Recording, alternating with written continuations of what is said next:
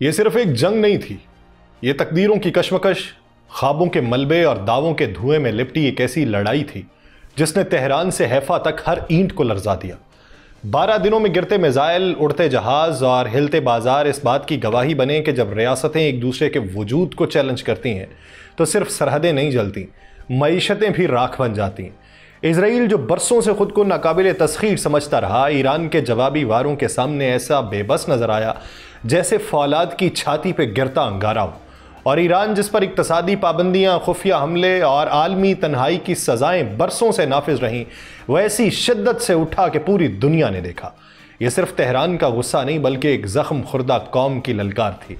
इन दिनों में जो कुछ हुआ वो सिर्फ मिसाइलों, शहादतों और धमाकों की दास्तान नहीं बल्कि एक नए आलमी मंजरनामे का पेश खैमा है जिसमें ताकत की तारीफ, दिफा की हिकमत और हमले की कीमत असरे नौ लिखी जा रही है। ये वो जंग थी जिसने फातेह और मफतूह का फ़र्क अदाद शुमार में नहीं बल्कि जोग्राफिये, जज्बात और गिरती मईशतों में जाहिर किया है।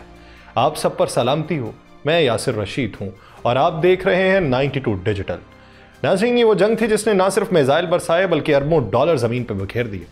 इजराइल और ईरान की 12 रोज़ा जंग ने जिस तरह खित्ते के सियासी, अस्करी और मुआशी तवाज़ुन को झंझोड़ा,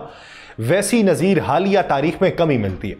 इजराइल जो अस्करी लिहाज से खुद को खित्ते की सबसे बड़ी ताकत समझता रहा, इस जंग में सिर्फ ईरानी मिसाइलों का निशाना नहीं बना बल्कि उसे अपनी मईशत की रीढ़ की हड्डी पर ऐसे जख्म सहने पड़े हैं जिनका बोझ बरसों तक महसूस किया जाएगा।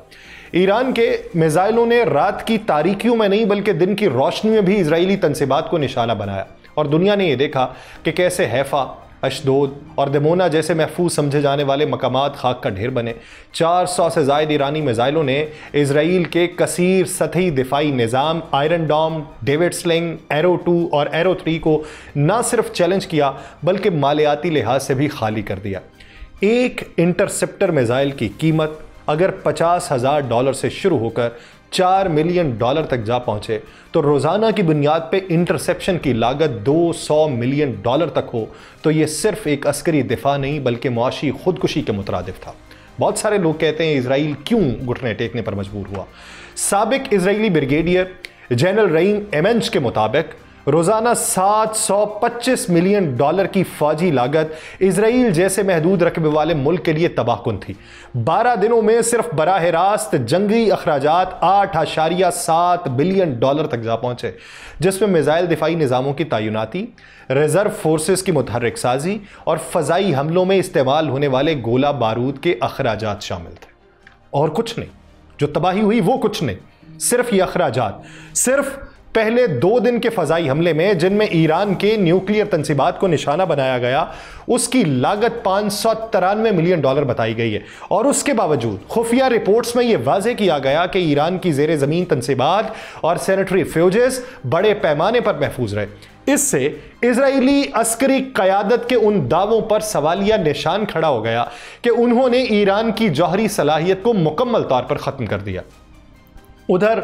ईरान को भी इस जंग ने शदीद नुकसान पहुंचाया। ईरानी हुकूमत ने नुकसानात के बाज़ाब्ता इदाद-ओ-शुमार जारी नहीं किए, लेकिन अमरीकी थिंक टैंक के मुताबिक ईरान को पहले ही तामीरात और इंफ्रास्ट्रक्चर की बहाली के लिए $500 बिलियन की ज़रूरत थी और जंग के बाद उसमें कई अरब डॉलर्स का इजाफा हुआ। ईरान में जौहरी साइंसदानों, आला फौजी अफसरान और दीगर हुकूमती अफराद की शहादतें जिनकी तादाद 400 से तजावुज़ कर गई, वो न सिर्फ जज्बाती और कौमी नुकसान है बल्कि ये इन्वेस्टमेंट का ज़िया भी है जो दहाइयों से ईरान के साइंसी और अस्करी निज़ाम में की गई थी। तेहरान, अस्फहान और नतांज में वाक़े न्यूक्लियर साइट्स पे अमरीकी इजरायली हमले अगरचे ज़मीनी ढांचों को नुकसान पहुंचाने में कामयाब बहुत ज़्यादा नहीं रहे, मगर ईरान ने जौहरी मवाद और तनसीबात के हसास हिस्से जो थे वो पहले ही खुफिया मकामात पे मुंतकिल कर दिए थे और बताया जाता है कि 400 किलोग्राम यूरेनियम महफूज मकाम पे मुंतकिल की गई। हैफा की ऑयल रिफाइनरी पे ईरानी मिसाइल हमला और इजराइल के लिए एक मुआशी सदमा था। उस हमले के बाद इजराइल को यौमिया 85 करोड़ जो है वो नुकसानात बर्दाश्त करना पड़े, जबकि एक मुल्क के सनती इदारे, तवानाई के मराकज़, बुनियादी इंफ्रास्ट्रक्चर दुश्मन के हमलों से मफलूज हो जाएं तो फिर सिर्फ फौजी कुव्वत का मुजाहिरा काफ़ी नहीं रहता। इजराइल की मईशत जो पहले ही सियासी अदम इस्तेहकाम और अंदरूनी एहतजाजों के सबब दबाव में थी, इस जंग ने उसे नई मुआशी कमजोरियों से रोशनास करवा दिया। ईरान इंस्टीट्यूट बराए इक्तसादी पॉलिसी के मुताबिक अगर यह जंग 1 महीने तक जारी रहती तो इसराइल की मईशत पर इसकी लागत $12 बिलियन तक पहुंच सकती थी और यह उसके सालाना बजट के एक बड़े हिस्से को हड़प कर जाता। यह जंग ना सिर्फ बमों और मिसाइलों की थी बल्कि बयानियों, टेक्नोलॉजी और मईशत की भी थी। ईरान ने मिसाइल हमलों के जरिए साबित किया कि वह सिर्फ दिफा नहीं बल्कि हमले की भी मुकम्मल सलाहियत रखता है और उसका निशाना सिर्फ फौजी तनसीबात नहीं बल्कि मईशत की रगों पर था। और इसराइल ने अगरचे अपने दिफाई निजाम को दुनिया का सबसे जदीद करार दिया, लेकिन हर इंटरसेप्शन, हर गिरा हुआ मिसाइल और हर दिन का अस्करी खर्च ये बता रहा था कि जीतने का दावा करना एक बात है और नताइज बर्दाश्त करना दूसरी। इन 12 दिनों में दोनों मुल्कों ने जिस शिद्दत से एक दूसरे पर हमले किए वो इस बात का इंदिया देते हैं कि अगर यह जंग तूल पकड़ती तो खित्ते की मईशत ही नहीं बल्कि आलमी मंडियों पर भी इसके असरात पड़ने थे। तेल की कीमतें, तजारती रास्तों की बंदिश, सरमायाकारों का एतमाद, सब कुछ दांव के ऊपर था। अब जब जंग के शोले सर्द पड़े, किसी हद तक, मुकम्मल नहीं, मैं इसे मुकम्मल नहीं समझता, तो राख में छुपी हकीकतें ये बता रही हैं कि ये सिर्फ एक जंग नहीं थी, एक मौशी ज़लज़ला था जिसने ना सिर्फ ईरान और इसराइल को हिलाया बल्कि ईरान का ज्यादा क्या हिला, इसराइल ही पूरा हिल के रह गया। दुनिया को खबरदार कर दिया कि अगर आइंदा कोई ऐसा तसादुम हुआ तो सिर्फ खूनी हथियार नहीं बल्कि मालियाती तबाही भी मुंतज़िर होगी। इस जंग ने साबित किया है कि बैलिस्टिक मिसाइल, न्यूक्लियर तनसीबात, फ़ज़ाई बमबारी से बढ़कर अब जंगों की नौयत बदल चुकी है। यह बका की जंग से ज़्यादा मुआशी बका की जंग भी बन चुकी है और इसमें हर लम्हा कीमत चुकाना पड़ती है, चाहे वो ज़मीन पर हो या करेंसी के कागज़ पर। अमरीकी सदर डोनाल्ड ट्रंप ने नेटो समिट के इख्तितामी जो सेशन से खिताब करते हुए कहा, उन्होंने एक बार फिर इसराइल और ईरान के माबैन हालिया जंग की नौयत और उसके मुमकिन तसल्लुत पे आलमी तवज्जो मरकूज की। ट्रंप ने ईरान पे अमरीकी हमले को हिरोशिमा और नागासाकी पे गिराए गए एटमी बमों से तशबीह देते हुए कहा कि जैसे उन हमलों ने दूसरी जंग अजीम को खत्म कर दिया था, वैसे ही ईरान पे अमरीकी हमलों ने एक बड़े तसादुम को रोक दिया। और उनके मुताबिक अमेरिका ने ये कार्रवाई जंग रोकने के लिए की और वो पुरुमीद हैं कि ईरान और इसराइल के दरमियान दोबारा जंग नहीं होगी। लेकिन साथ ही वो ये भी तस्लीम करते हैं कि दोनों फरीक थक जरूर चुके हैं लेकिन खतरा अभी मुकम्मल तौर पे खत्म नहीं हुआ। कतर में वाक़ अमरीकी एयरबेस पे ईरानी मिसाइल हमलों का जिक्र करते हुए ट्रंप ने कहा कि ईरान ने पेश की वार्निंग दी और तमाम 14 मिसाइलों को कामयाबी से तबाह कर दिया। और उन्होंने कहा जी हमले से पहले तमाम अफराद को एयरबेस से निकाल लिया गया था, जो कि अमरीकी इंटेलिजेंस और दिफाई तैयारी का सबूत है। नेटो के हवाले से गुफ्तगू करते हुए ट्रंप ने दिफाई अखराजात में इजाफे को एक तारीखी कामयाबी करार दिया और कहा कि यूरोप के किरदार में इजाफे से यूक्रेन को भी फ़ायदा होगा। इन तमाम बयानात से ट्रंप का एक वाज़ेह पैगाम था कि अमरीका अब सिर्फ ताकत के मुजाहरे से जंगें ख़त्म करने के हक़ में है, चाहे वो किसी भी खत्ते में हो। लेकिन उस बयानिए के पीछे छुपी तशवीश भी नुमाया थी कि अगरचे जंग वक्ती तौर पर रुकी है लेकिन उसके शोले दोबारा भड़केंगे और इस इम्कान को रद्द नहीं किया जा सकता।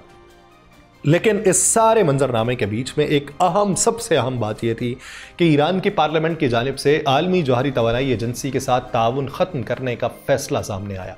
यह महज एक अलामती रद्द अमल नहीं है बल्कि ये एक इनकलाबी तब्दीली का पेश खैमा है। जब ईरान अमरीकी और इसराइली बमबारी का सामना कर चुका है और उसे बैन अल-अक़वामी जौहरी मुआहिदों से वो तहफ़्फ़ुज़ नहीं मिला जिसका वादा दहाइयों से किया जाता रहा,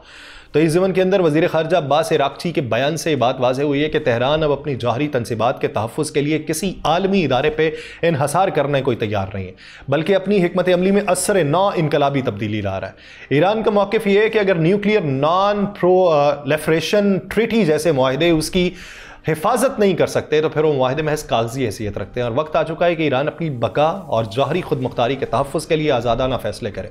इस फैसले के बाद ईरान का जौहरी प्रोग्राम मज़ीद खुफिया, मजबूत और मुमकिन तौर पर ज़्यादा जारहाना समत इख्तियार कर सकता है। बैन अल-अक़वामी इदारों के लिए एक खुली तंबीह है कि अगर इंसाफ की फराहमी और गैर जानिबदारी को यकीनी ना बनाया गया तो ईरान जैसे ममालिक खुद अपने कवानीन और तहफ़्फ़ुज़ात का रास्ता इख्तियार करेंगे। ये ना सिर्फ मशरिक़ वस्ता बल्कि पूरी दुनिया के जौहरी तवाज़ुन के लिए गहरी तब्दीली है जिसके असरात आने वाले महीनों में आलमी सिफारतकारी, मुआहिदों और सिक्योरिटी ढांचों में दूर रस इर्ताश पैदा कर सकते हैं। ईरान की रियासती खबर रसां एजेंसी के मुताबिक हालिया 12 रोज़ा ईरान इसराइल जंग के दौरान शहीद होने वाले जो आला फौजी अफसरान और एटमी साइंटिस्ट हैं उनके लिए हफ्ते के रोज़ तेहरान समेत पूरे मुल्क में सरकारी जनाजे मुनक्किद किए जाएंगे।